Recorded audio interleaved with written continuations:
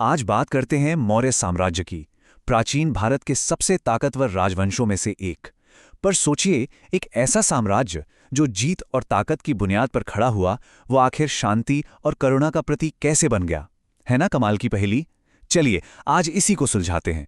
तो हमारे इस सफर में हम देखेंगे कि ये साम्राज्य कैसे बना, इसके पीछे किसका दिमाग था, फिर अशोक के दौर के उस बड़े बदलाव को समझेंगे और आखिर में देखेंगे कि मौर्यों की कौन सी विरासत आज भी हमारे साथ है।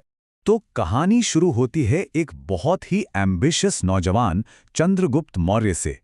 उस वक्त भारत कई छोटे छोटे राज्यों में बटा हुआ था और चंद्रगुप्त ने इसी माहौल में एक मौका देखा, एक बहुत बड़ा साम्राज्य बनाने का। ये टाइमलाइन मौर्य दौर के सबसे जरूरी पड़ावों को दिखाती है। देखिए, 322 ईसा पूर्व के आसपास चंद्रगुप्त ने साम्राज्य की नींव रखी। फिर उनके बेटे बिंदुसार आए और उनके बाद अशोक। अशोक का दौर सबसे दिलचस्प है। पहले कलिंग की भयानक लड़ाई और फिर उनका एकदम बदल जाना, और आखिर में 187 ईसा पूर्व में यह राजवंश खत्म हो गया। चंद्रगुप्त ने वो कर दिखाया जो उस समय लगभग नामुमकिन सा लगता था। उन्होंने छोटे छोटे आपस में लड़ने वाले राज्यों को एक साथ लाकर एक बहुत बड़ा सेंट्रलाइज्ड साम्राज्य बनाया, और इसकी राजधानी थी पाटलिपुत्र। ये सिर्फ नक्शा बदलना नहीं था, ये पहली बार भारत को एक राजनीतिक पहचान देने की एक बहुत बड़ी कोशिश थी। और इस साम्राज्य की मिलिट्री पावर वो तो कमाली थी। इसका एक सबसे बढ़िया उदाहरण है सेल्यूकस निकेटर के साथ हुई शांति संधि। पता इसमें क्या हुआ? 500 जंगी हाथी तोहफे में दिए गए। सोचिए, 500 हाथी। ये सिर्फ तोहफा नहीं था, ये तो सीधी सीधी पावर की नुमाइश थी। इसी ने मौर्य साम्राज्य को एक सुपर पावर बना दिया। कहते हैं ना कि हर कामयाब राजा के पीछे एक बहुत ही काबिल सलाहकार होता है। चंद्रगुप्त के लिए वो थे महान चाणक्य। और चाणक्य की बात हो तो अर्थशास्त्र का जिक्र तो होगा ही। ये सिर्फ एक किताब नहीं थी, ये तो समझिए कि शासन चलाने का पूरा मैनुअल था। इसी ने मौर्य एडमिनिस्ट्रेशन को शेकल दी। और कमाल की बात यह है कि इसमें इकोनॉमी, मिलिट्री स्ट्रैटेजी और गवर्नेंस पर जो बातें लिखी हैं वो इतनी गहरी हैं कि आज भी दुनिया भर के लीडर्स इसे पढ़ते हैं। चाणक्य की फिलॉसफी में ना प्रैक्टिकल स्ट्रैटेजी और एक गहरी नैतिक जिम्मेदारी दोनों का गजब का मेल था। उनका मानना था कि राजा की खुशी उसकी प्रजा की खुशी में है, और उनका भला करने में ही राजा का भला है। सोचिए, उस जमाने के हिसाब से ये कितना क्रांतिकारी विचार रहा होगा।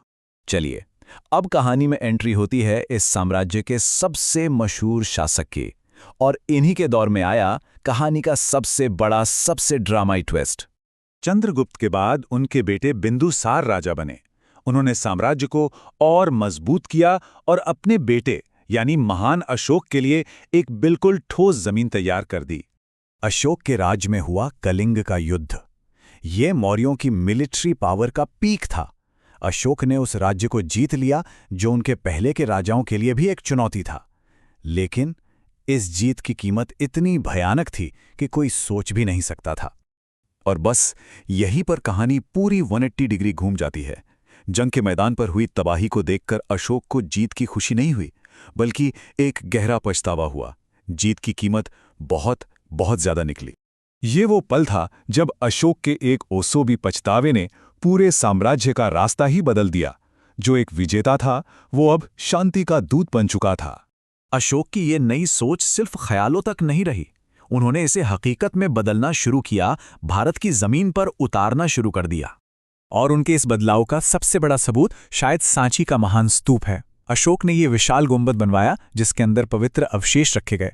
मकसद ये था कि ये शांति की एक यादगार निशानी बने और बौद्ध धर्म की सोच को फैलाने का एक सेंटर बने।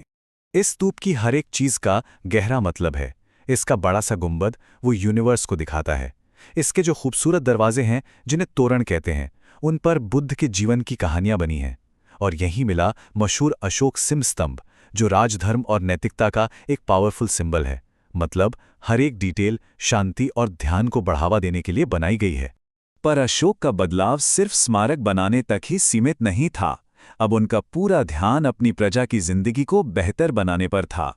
उन्होंने सड़कें बनवाईं, कुएं खुदवाए, आराम करने की जगहें बनवाईं।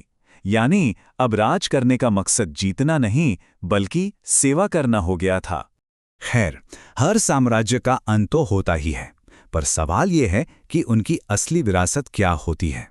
चलिए देखते हैं कि मौर्यों के जाने के बाद क्या बचा। अशोक की मौत के बाद साम्राज्य धीरे धीरे कमजोर होने लगा। राजा उतने काबिल नहीं रहे, आर्थिक दबाव भी था, और आखिरकार 187 ईसा पूर्व में आखिरी शासक की हत्या के साथ ये खत्म हो गया।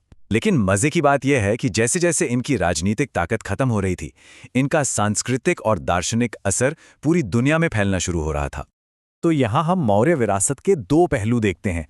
एक तरफ थी ताकत, लड़ाइयाँ जीतना, दूसरे वंशों को उखाड़ फेंकना, ये सब तो टेम्पररी था। लेकिन दूसरी तरफ थी विरासत, अर्थशास्त्र जैसी किताबें, सांची स्तूप जैसी इमारतें और शांति का संदेश, ये हमेशा के लिए रह गया। और आज से इसका कनेक्शन तो एकदम सीधा है। सांची में मिला अशोक का वही सिंह स्तंभ आज भारत का राष्ट्रीय प्रतीक है, हमारा नेशनल एम्ब्लम। ये हमें हर रोज याद दिलाता है कि मौर्य साम्राज्य का हमारी पहचान पर कितना गहरा असर है। और आखिर में मौर्य साम्राज्य की कहानी का सार यही है कि ताकत से राज तो जीता जा सकता है, लेकिन इतिहास दिल से बनाया जाता है।